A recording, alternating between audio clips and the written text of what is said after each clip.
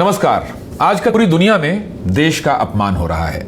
World economic forum से लेकर the economist और वॉशिंगटन पोस्ट जैसे अंतर्राष्ट्रीय अखबार हमारे देश के बारे में अच्छा नहीं लिख रहे हैं। आखिर कौन है इसका जिम्मेदार? आखिर पिछले 6 साल में ऐसा क्या हो गया कि पूरी दुनिया जो हमारे देश को इकोनॉमिक पावर हाउस कहती थी, अब वही लोग हमारे देश को अपमानित कर रहे हैं? कौन है इसका जिम्मेदार?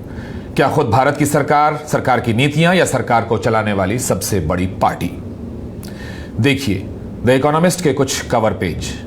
यह तस्वीर 2010 की है। इसमें कहा गया है कि कैसे भारत चीन की अर्थव्यवस्था को पीछे छोड़ देगा। यह बात 2010 की है।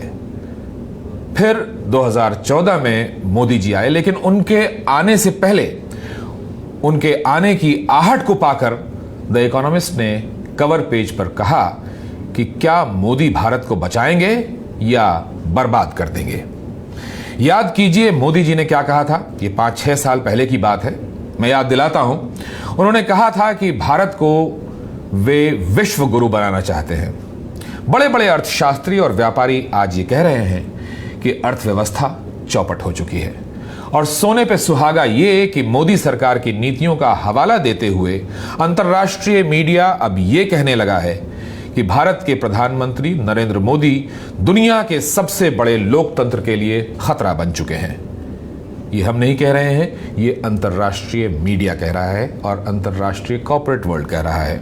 द इकोनॉमिस्ट ने भाजपा के चुनाव चिन्ह के साथ अब ये कवर पेज बनाया है कि भारत असहिष्णु हो गया है, इनटॉलरेंट इंडिया। ये हेडिंग लगाई गई है। अब आप ही बताइए, ये देश का अपमान है कि नहीं? कौन है इसका जिम्मेदार? वर्ल्ड इकोनॉमिक फोरम में जॉर्ज सोरोस ने अपने भाषण में जो कहा, वो चौंकाने वाला बयान है। जॉर्ज सोरोस अमेरिका के बहुत बड़े उद्योगपति हैं, व्यापारी हैं और समाज सेवा के लिए काम करने के लिए जाने जाते हैं। उन्होंने कहा कि भारत के घटनाक्रम काफी डराने वाले हैं।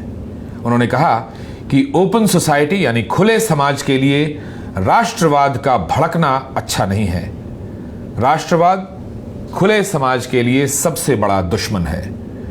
कश्मीर और CAA जैसे कानून का हवाला देते हुए जॉर्ज सोरोस ने प्रधानमंत्री नरेंद्र मोदी का नाम लेकर कहा कि लोकतांत्रिक तरीके से चुने जाने के बाद वे भारत को हिंदू राष्ट्र बनाना चाहते हैं।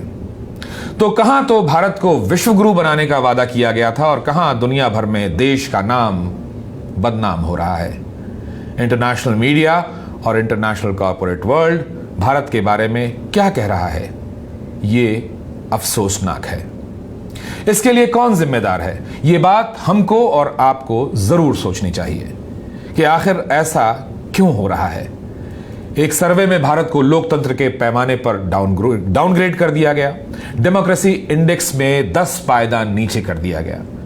इसके अलावा एक समय भारत को इकोनॉमिक पावर हाउस कहा जा रहा था और अब IMF अब यह कह रहा है कि दुनिया में आर्थिक मंदी के लिए 80% भारत जिम्मेदार है। The biggest contributor to the revision is India, where growth slowed sharply owing to stress in the non-bank financial sector and weak rural income growth. ये देश का अपमान नहीं है तो और क्या है? कौन है इसका जिम्मेदार? नमस्कार।